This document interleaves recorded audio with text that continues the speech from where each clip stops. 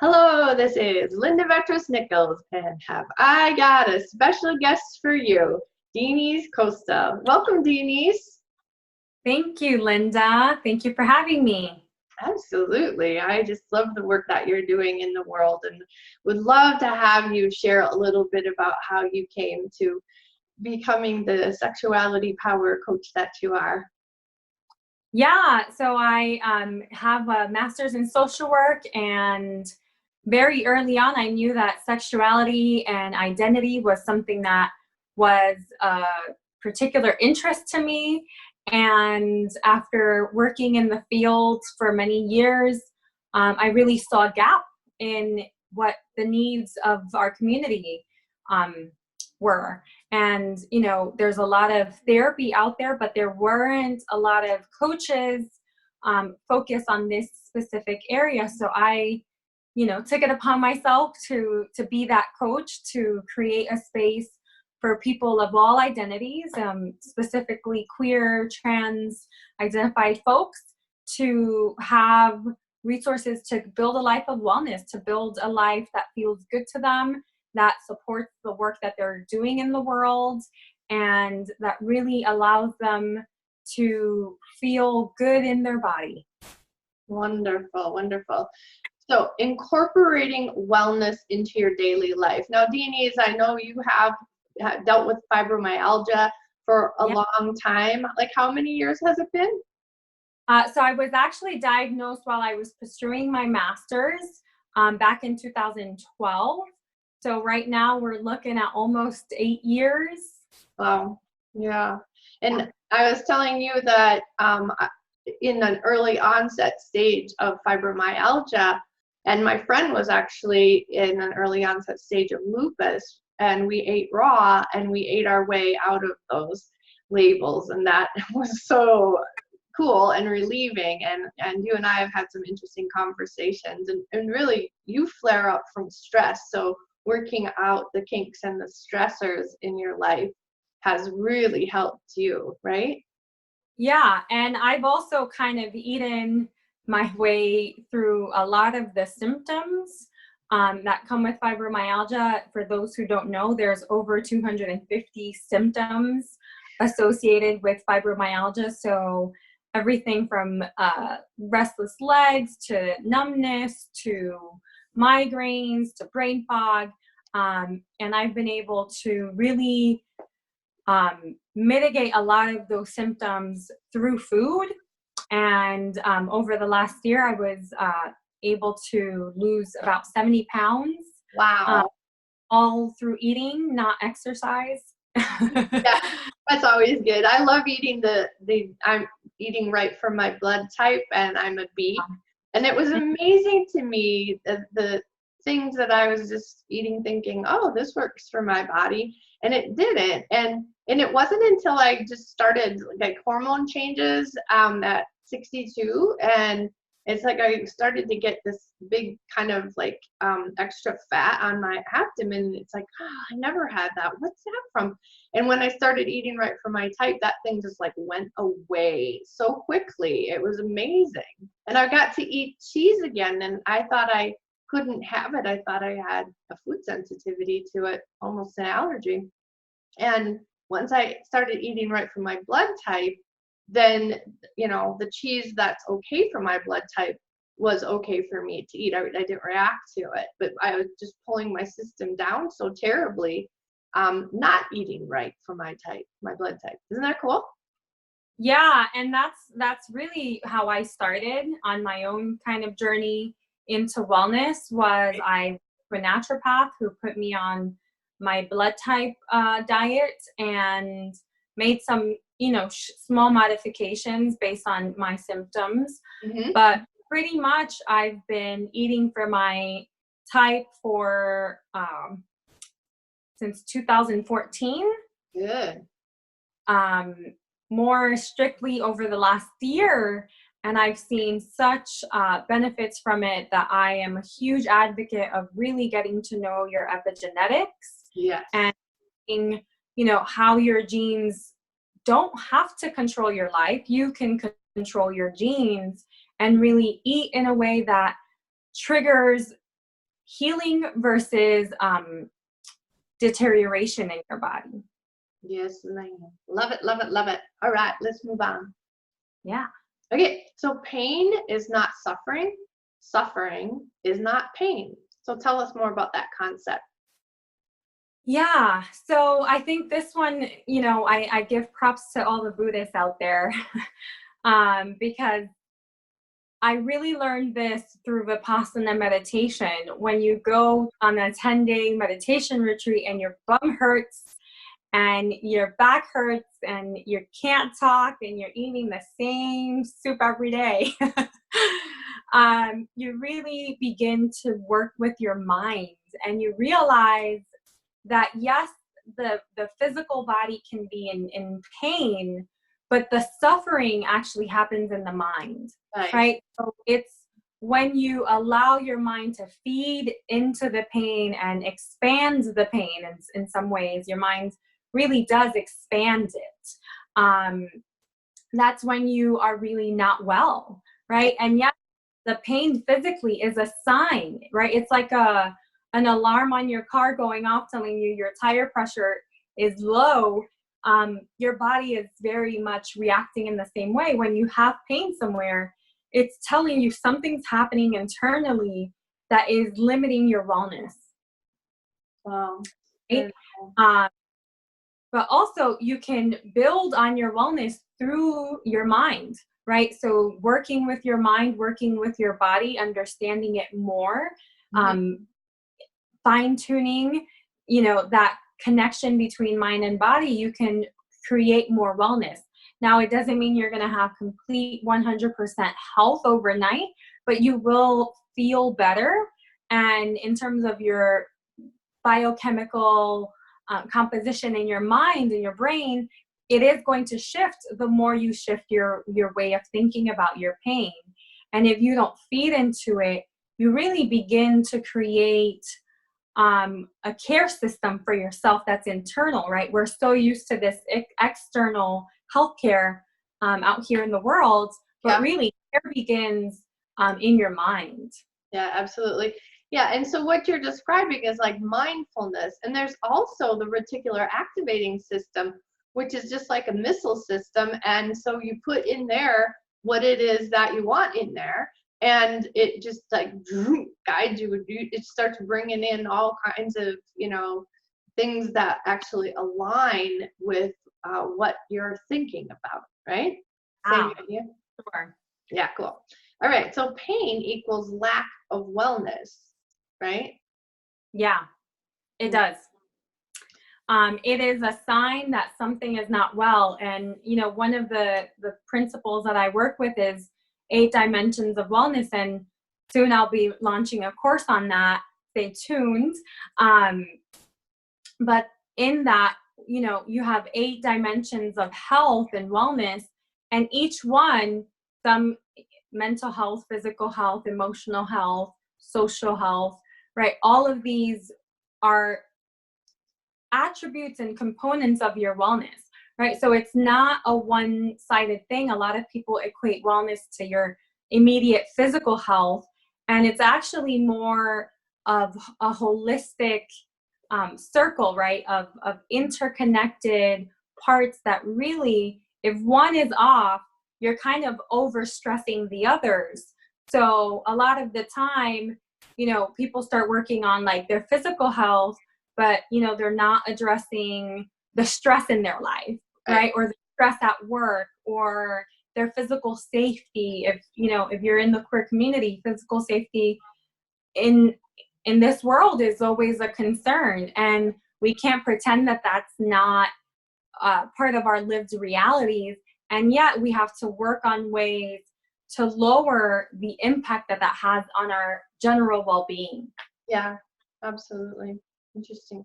Okay, and so wellness is a state of mind, right? So just like your DNA, it's kind of like epigenetics is about having sort of like this ability to have a light switch that you can flip on or off. We can turn genes on or off, right? Yeah. And same with wellness being a state of mind. And like talked about the reticular activating system already. and just being, mindful and, realizing, oh, I'm having this thought. And it's like, what does this thought mean? And even an emotion, oh, I'm having this emotion. And the more you do that, the less emotion you're going to have and more thought you're going to have. And it's just incredible. I know the work that we both do is getting people to not be in an emotional state, to be in a place of healthy detachment, right? Yeah. And I'll say a little bit more as well in terms of your state of mind. I think from having so many years, both as a social worker and as a coach working with the mind, you have 3 levels of your mind. There's the unconscious, the subconscious, and the conscious mind. And we do work at all 3, at least, I know you do, and I know I do. We do. The conscious mind is running very slow. It's like a bicycle, and your subconscious mind is like a train, the Amtrak Acela. So there's so much that's happening subconsciously that we are not aware of. And that's one of the ways that I love to work with people, is getting down into that subconscious mind to see, are your beliefs in alignment with what you want to create in your life? Because if they're not, you will struggle. That is, I don't have a sugar-coating way to say that. You are going to struggle if your beliefs are not in alignment with what you really want consciously. Yeah. Because you are in your subconscious mind. So a lot of people are, doing affirmations and writing positive stuff all over their mirrors and things like that, and don't see the results and wonder why. Well, yeah. Here's the answer. It's because your beliefs subconsciously are not in alignment with whatever you're telling your conscious mind want. So that's something you're experiencing. Come talk to Linda or I, because we can get minds back in a place of really creating wellness, right? Yeah. If you don't believe subconsciously that you can be well, that you can have a full life of joy and peace and harmony and balance, right, then that's what's going to manifest in your world. Mm-hmm. It is true. And then how about the how do you say it, that there's the conscious mind, the subconscious, and the unconscious, right? And wouldn't you say the unconscious goes from 0 to 60, like yeah, that's like just instant reactions, triggers? Yeah. And for the work that we do, I think the deepest traumas that we've had in our lives live in the unconscious mind. Right. So, if you have had trauma, even if you're aware of it, there's an element and a way that it's impacting you on a cellular level. Yes. That's probably causing some lack of wellness, some pain or suffering in your life, and you're not aware of it. You're not attributing it back to that early trauma. And yet, the body does not lie. Read that book. Or you're suffering is because there is something there. There's either something subconsciously or unconsciously happening that needs your attention, and your body is trying to get your attention to address it.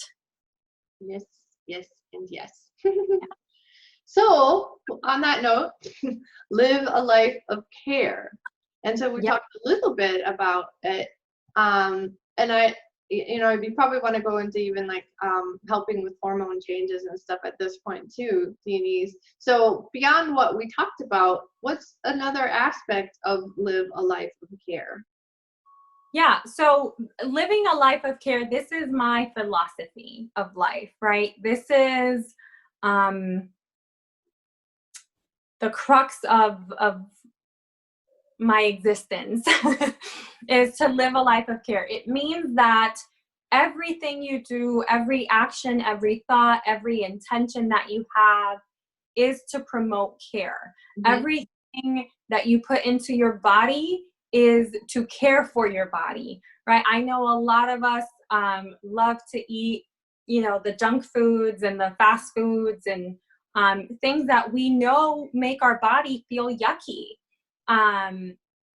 and put, pharmaceuticals and all types of stuff into our body and chemicals and stuff like that, that we know are not necessarily the best for us. And yet, because we live in this industrial complex called America, we do it anyways. So it's really stopping and listening to what care really means for you. And it's going to be different for every person, but it's honoring it in every action and every decision that you make. And one of the biggest things that I've been supporting clients through at the moment is I have several clients who are transgender and are transitioning in some way, either male to female, or, they're somewhere in the middle and just want to look more androgynous. And, a lot of the time it requires either going into estrogen therapy or testosterone therapy. And they don't know that there's foods that you can actually eat that either produce more estrogen in your body naturally or more testosterone naturally. So these are, tools that I give to my clients to really help them understand that you can still get the results that you want. It might be a bit slower, right, than like putting a shot in your arm and then you're done. After a few years, you can still get results and have more holistic care in your life. Love it. And even just with like regular menstruation, it's an energy thing, right? So that's a 30-day cycle. So there's a week of plenty of energy, and then it just like starts to go down. And just to plan your business, your life around, your moon cycles, if you will, is huge. And then I heard for men, they go through the 30-day cycle in 24 hours or in like a day. And like, ooh, when you think about that, it's like, oh, that makes a lot of sense, right? Men really need their downtime every day. I mean, not that women don't, they super do. And kind of sometimes I've heard like there's drawers, men have drawers, and their favorite drawer is the drawer where they do nothing. And they have that one down way better than women. I think a woman's just trained it like, oh, if I'm doing nothing, I'm no good, I'm lazy, I'm worthless. It's just a lot of, mind stuff from, our past, right? Yeah.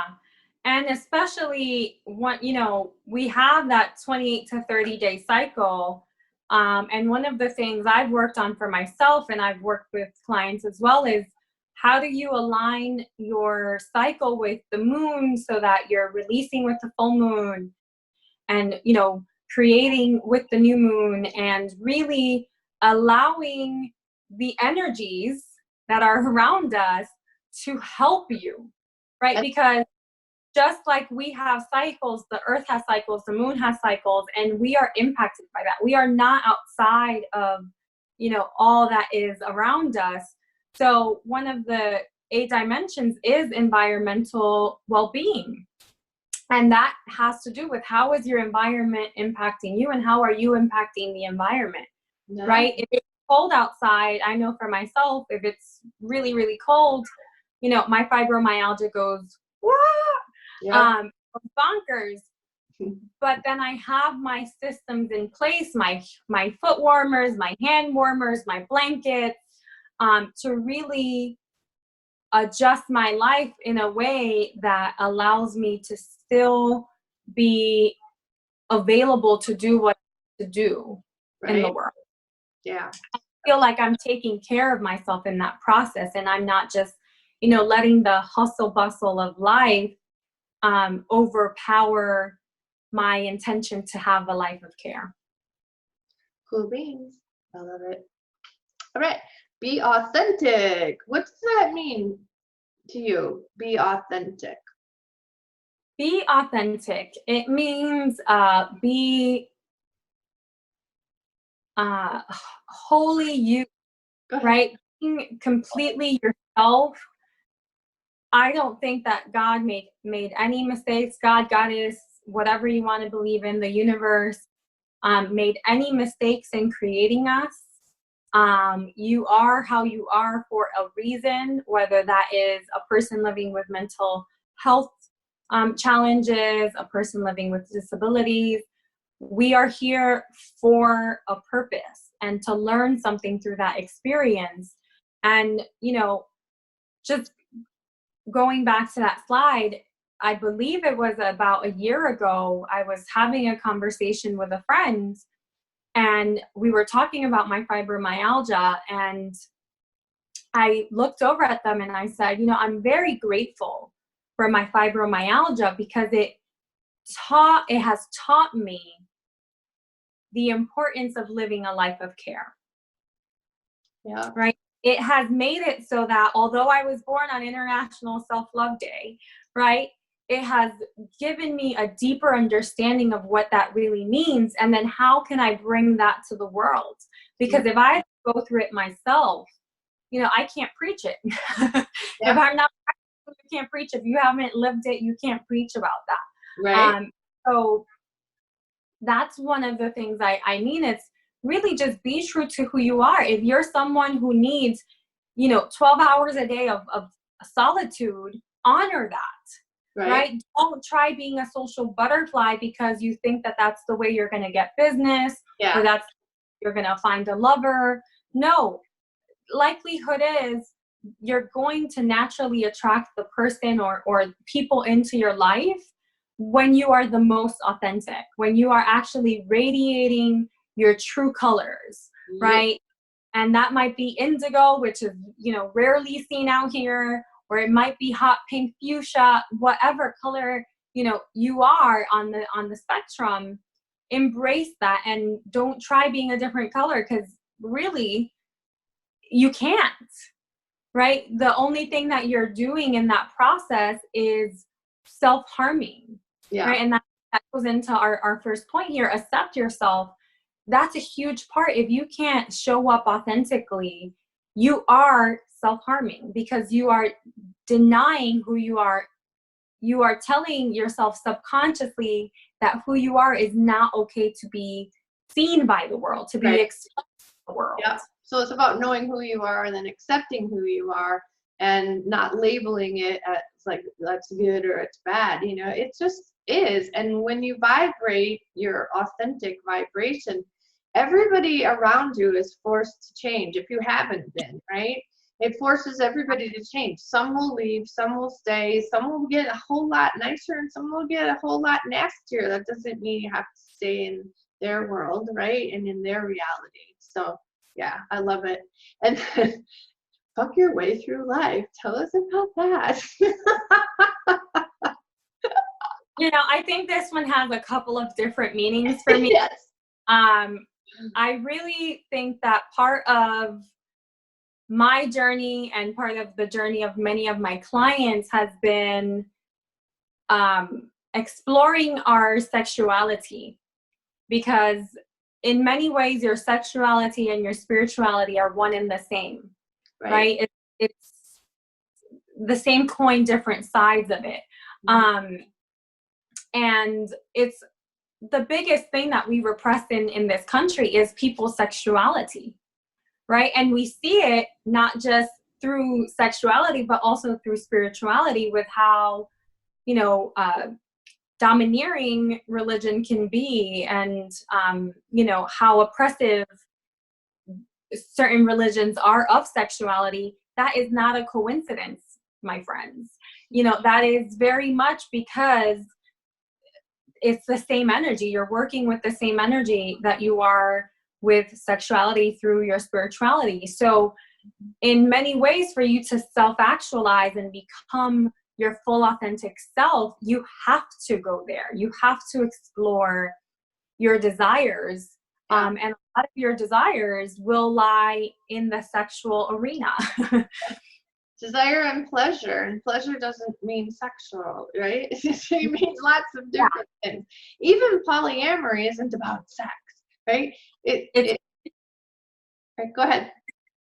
Yeah, like polyamory is about intimacy, and I myself identify as polyamorous, and you know, a lot of people have misperceptions of it. And even when I say fuck your way through life, that doesn't mean like go out there and like just spread your energy everywhere. It means really time to explore and give yourself permission. I think that that's a huge one. Right. A lot of time, you know, when people give me feedback about what I bring to their lives is I bring a lot of permission, right? Yeah. Permission to self-express and to explore, you know, your innermost desires, sexual or not, right? Yeah. You go there, because if you don't go there and you suppress, Mm-hmm. it's like a time bomb. Eventually blow. And when it blows, it's not just going to impact your sex life, it's going to impact every area of your wellness. Yeah. And that's what we want to avoid. So in many ways, you know, we do fuck our way through life. We do. Yep. It's actually can be like the negative of like we're fucking up our life all the time, right? That's like no. Fuck your way through life. That means like really focused in your pleasure or whatever. And it is amazing how much like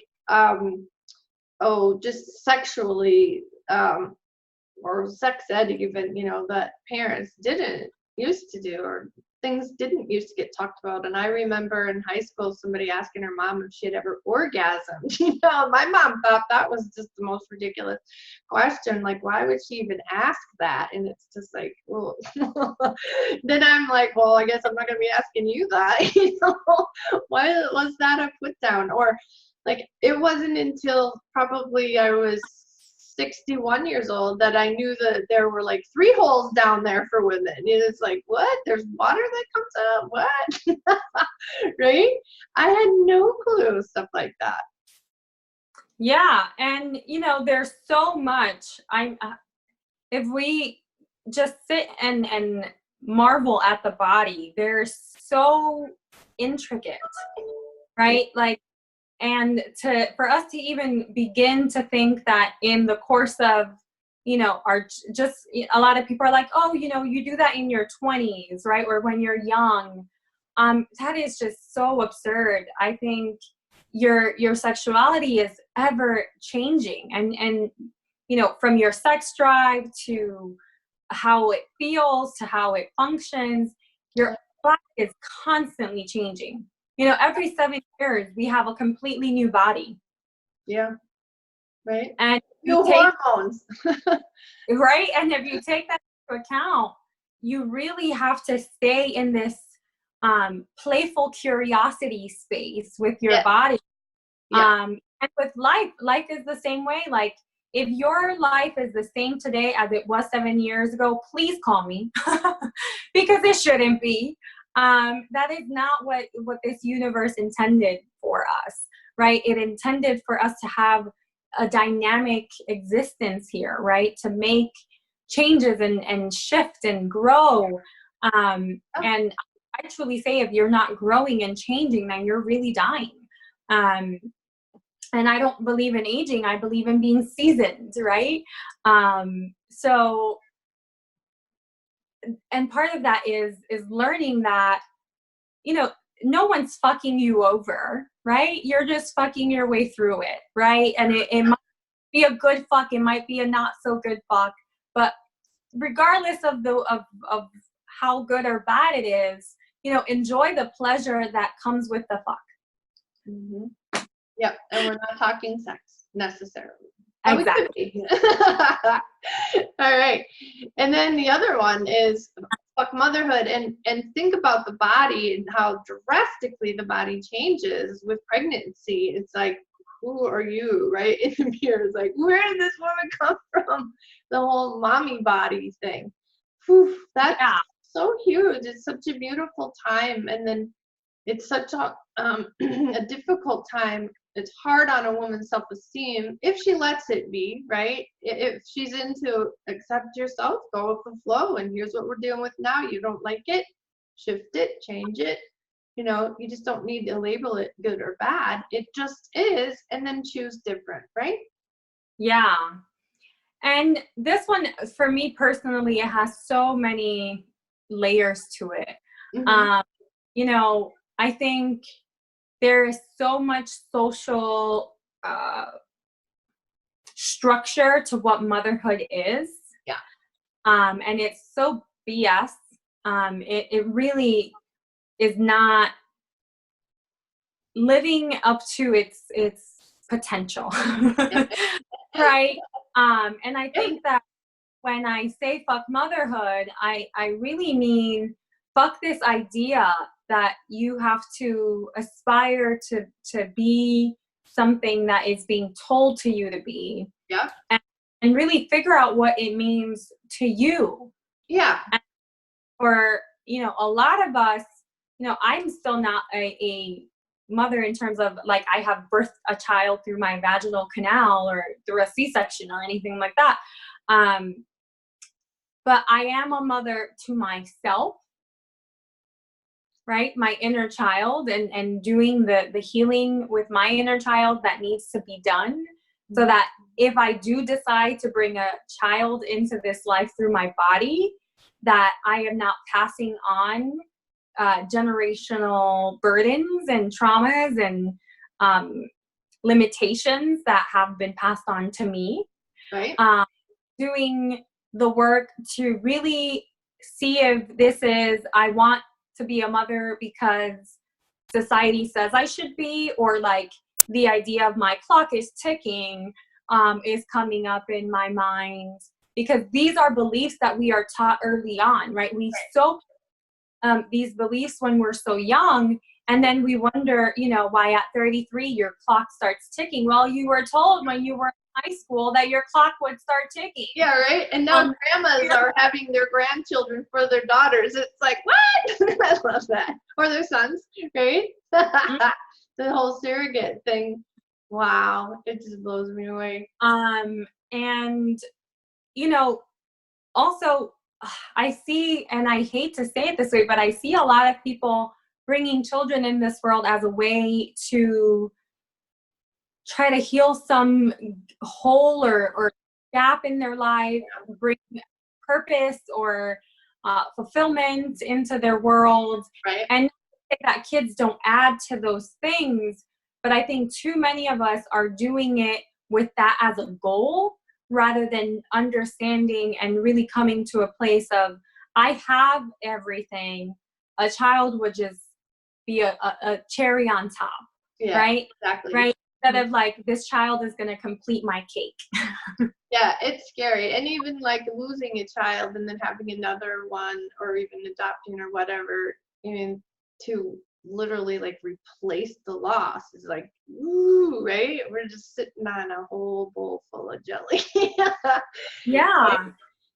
Yeah. Careful there too.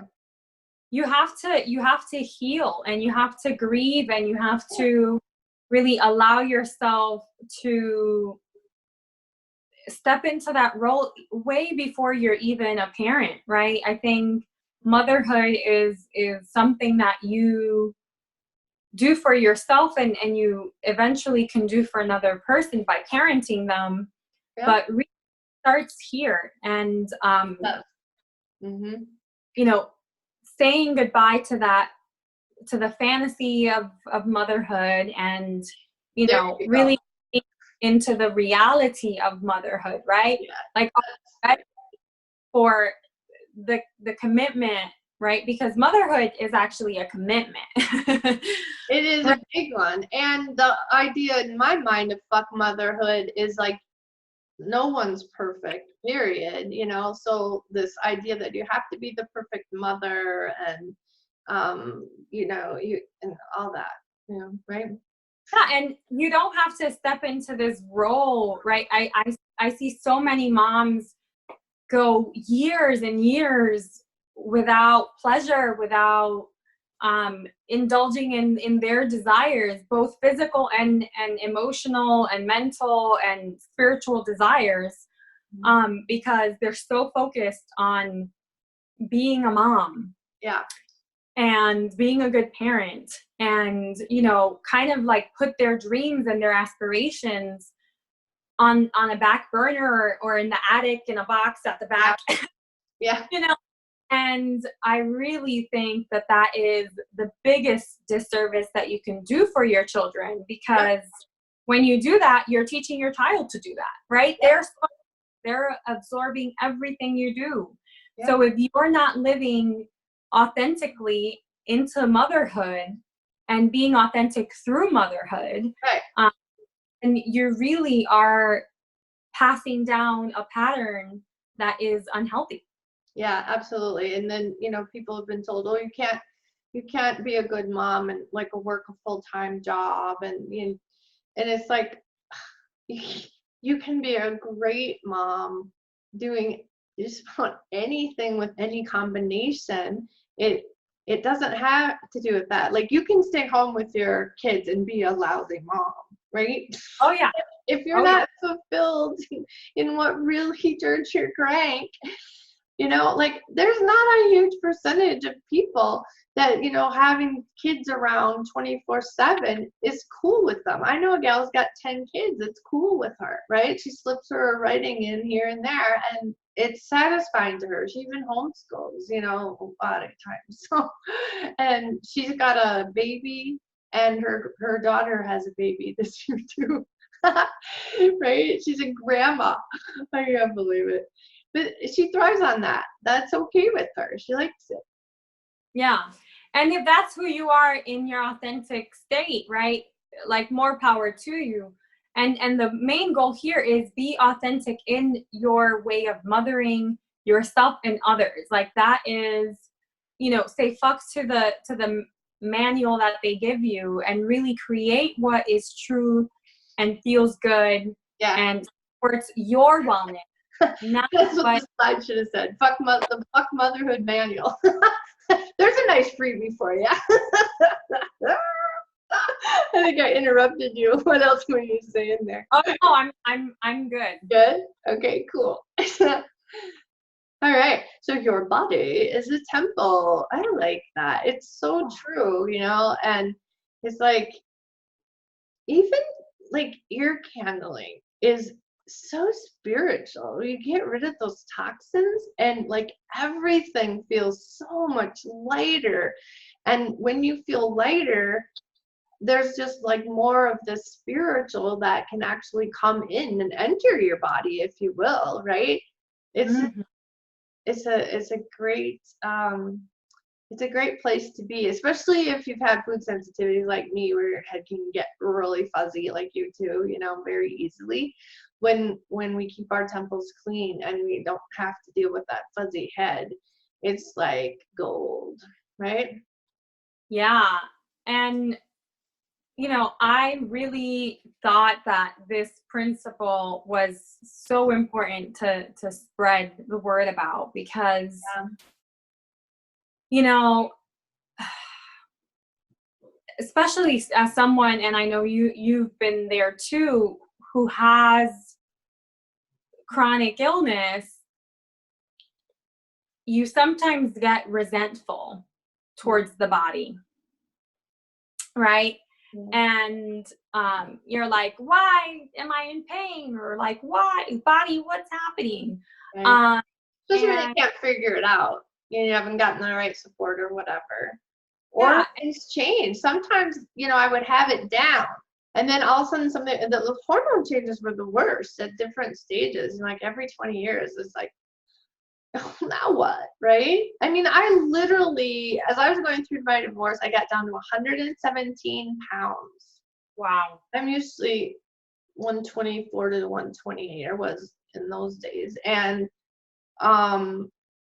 then when I did get remarried, I was still dropping. I got down to 114, and I literally looked like I had anorexia. And it's like, well, my brain didn't, but my body sure did. And I had a health coach say, just cook all your food and chew it 30 times. And I'm like, I will totally have bulimia if I do that. Is it bulimia or anorexia? Wherever you throw it all up, it's like, no. And my cranial sacral acupuncture massage Chinese medicine woman massage therapist, she said there's these little chi balls, plum flower makes them, and she said some people have to be on them for like their life, but let's try them for 2 weeks. And like instantly it warmed up my spleen. That's what was going wrong. My spleen wasn't warming up, so that affected your digestion and your immune system. Yeah, and so I got it all turned around, but that was not fun. And so I kept those. I still have them on hand. And this was like when I was 48, but there was no way I was gonna not have those. Or wait, no, that was when I was 54, 55, somewhere around there. And I just keep those on hand just in case, because they're awesome. Yeah, and I say, the same way that you would travel to a temple in India or, somewhere in Asia or the pyramids and have, like the utmost respect for that space. And quiet and move slowly. And, stillness within it. Yep.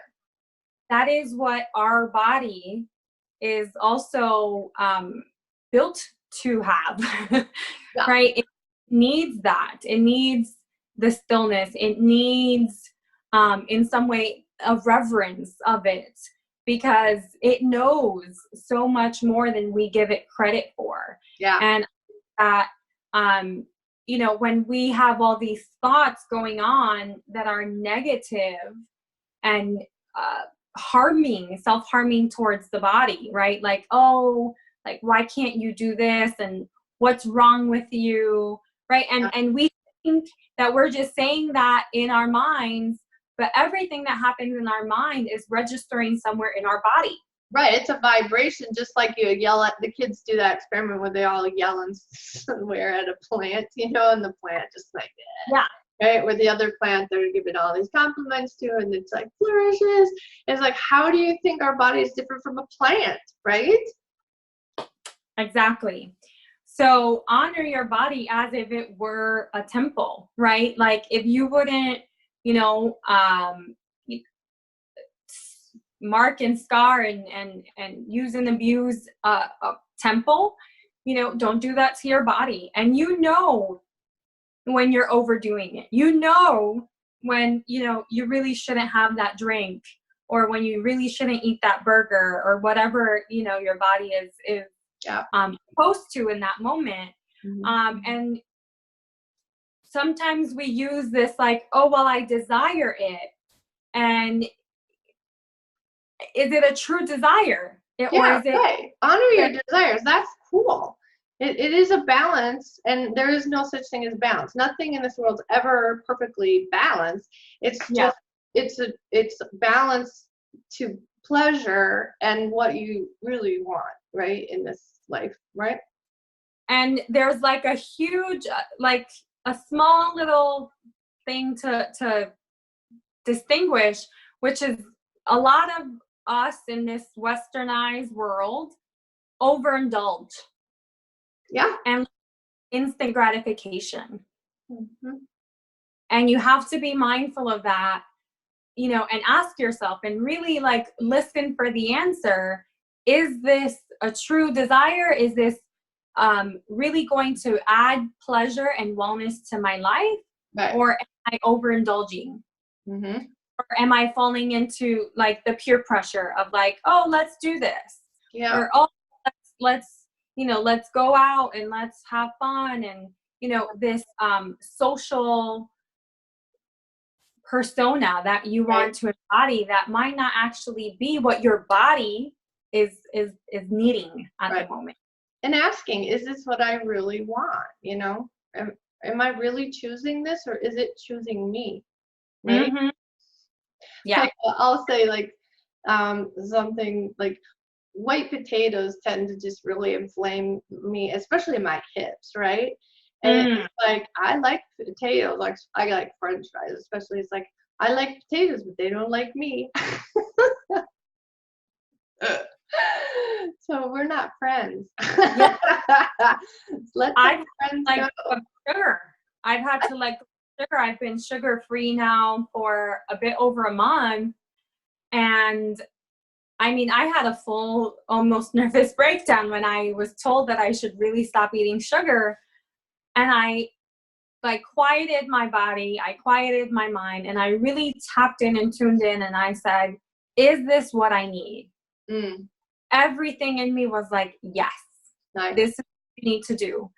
And I, worked with my mind to get over the anxiety that comes with like, oh my God, I can't have sugar and I live off of it right now. Yeah, it's so addictive.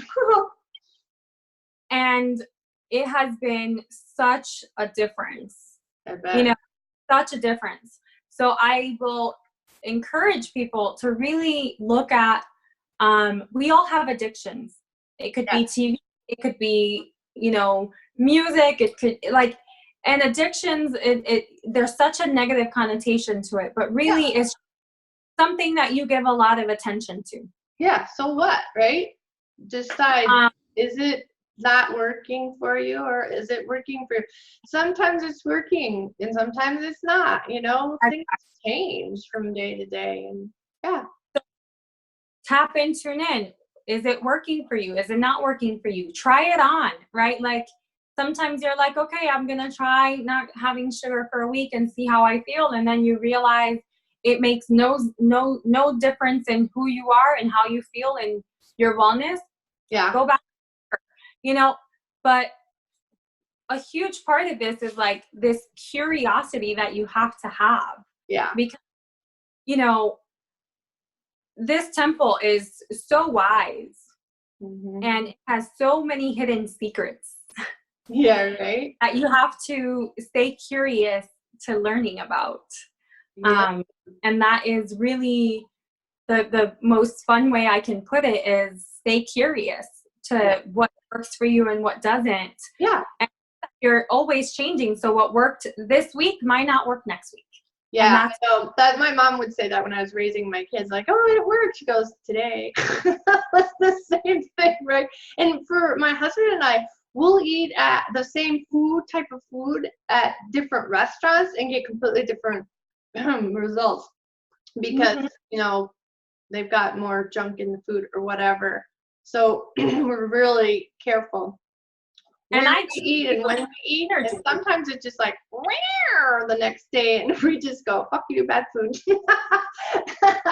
And sometimes, it's like we just want to eat at that restaurant, and we know we're gonna be crabby with each other the next day. So, if we get into it, it's like, "Fuck you, bad food."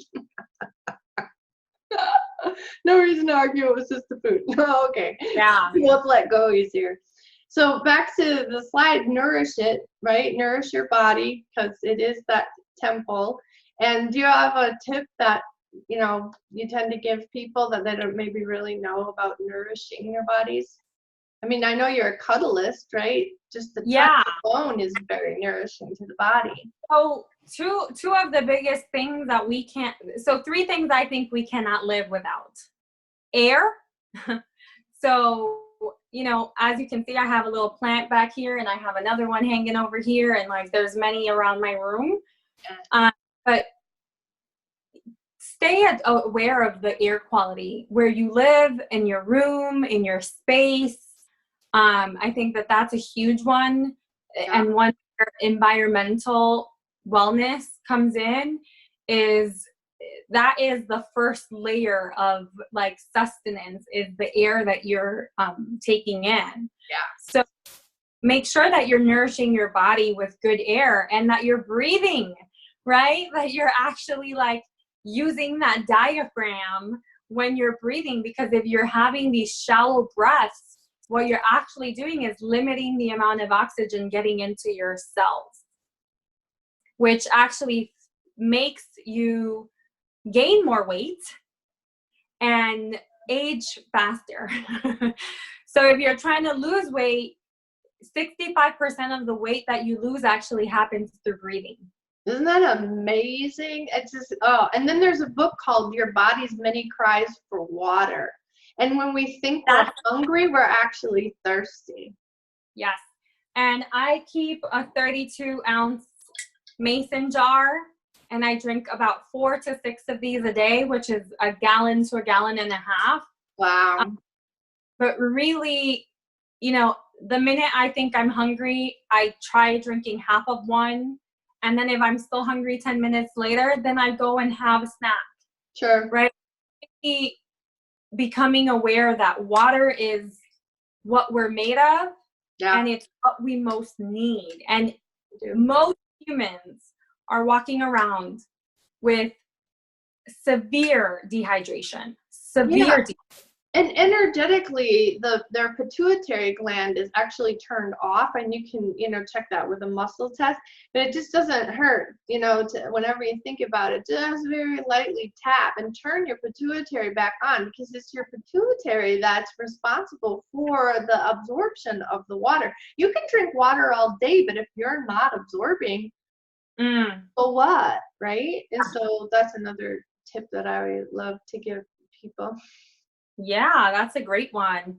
And then the last is touch.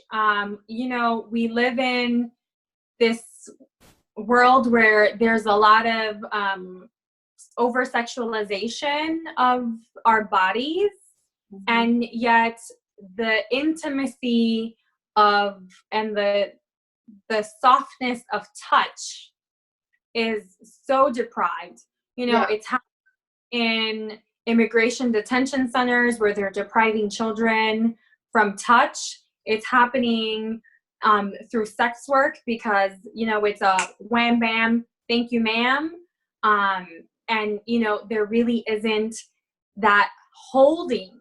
We actually need to be held and cuddled and caressed, and not in a sexual way, but in a way that actually nourishes our body. If you leave a child without touch, they will die. They do, yeah. They'll have very negative health outcomes, and the impact of touch deprivation is actually an impact that is lifelong. So if you deprive yourself of touch, you are actually doing a lot of harm to yourself. Yeah. So what that is, hire a cuddlist, talk to a friend that you trust to just cuddle with each other. We think that it's something that ends when you are, around the age of 3 and you start growing, but it's actually something that we need all the way through end of life. And not nearly enough of us are getting the amount of touch that we need. Yeah, absolutely. And that's been going on for eons. I remember watching like Poldark, and this kid gets to, I don't know, age 10 or 12 and has to shake hands and not hug his mother anymore, at least in public. Like, what? And dads sometimes will do that, want to hug their son again. And it's like, what? It's just crazy. And it's really sad. I was getting my hair done, or getting my hair cut, and the gal said that some of the older gals at the salon had confided in her, this is the only time I get touched. Right? And what do you get a haircut every, like, 6 weeks? 6 weeks. So that's like not even getting touched once in a whole month. Right? Yeah. And we really don't understand how badly it impacts our minds, our physical well-being, our emotional well-being. I mean, look at studies with like rhesus monkeys show that a monkey will take a warm blanket over a bottle of milk.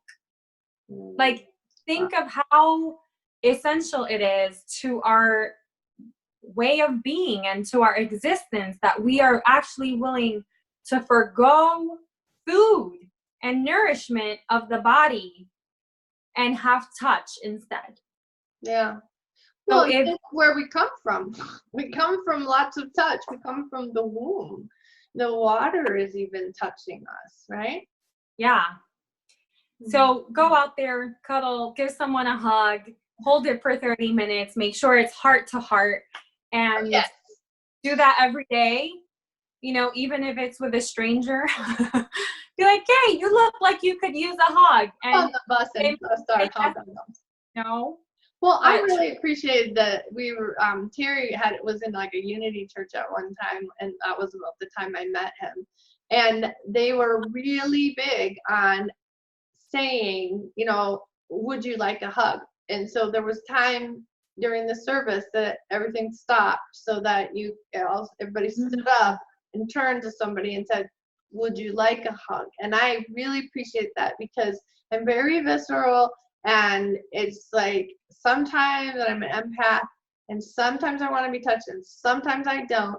Sometimes I just barely have enough energy for myself, and there are people who will just literally, like, if you don't, have some kind of a boundary on your energy, they will just like, oh, thank you, and take it. And I'm really higher than most people, so I think a lot of people just like, ooh, I want that energy. I'm like, no, it's fine.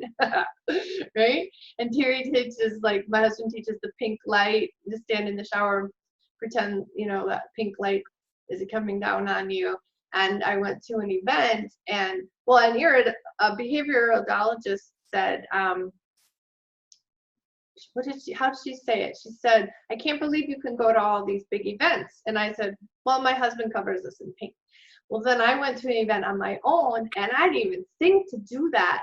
And I was like a day and a half into the event, and I called home like, I'm sick, I'm coming home. He goes, what? And he's like, aren't you gonna stay? Why don't you just rest and then go in the next day? I'm like, I don't feel good, I'm coming home. And then I realized I hadn't, been covering myself with pink light. So very interesting. Yeah, that's a great point, because I think especially energetically in this time that we are living in, there are so many more empaths. There are so many, like, little ones being born that are already awakened. The kids are so connected. They're, coming in with the new world, with the new energy of the new world. It's so beautiful. Yeah. And as, people in this world shepherding, the little ones and others, we definitely have to be mindful of that energetic shift that's happening collectively and how it impacts you individually, and how you can, protect your temple by doing this, like, showering of pink energy before you interact with the world, because you're really not going to be of much service if you're constantly being depleted. Yeah, absolutely. So our power is beyond measure. And I love that one. And it's like, we're human. No, we're not. We're a soul, and we embody, like that temple idea, right? We embody, and it's easy to just sort of float around and not really get into that temple and keep it powerful and keep it clean.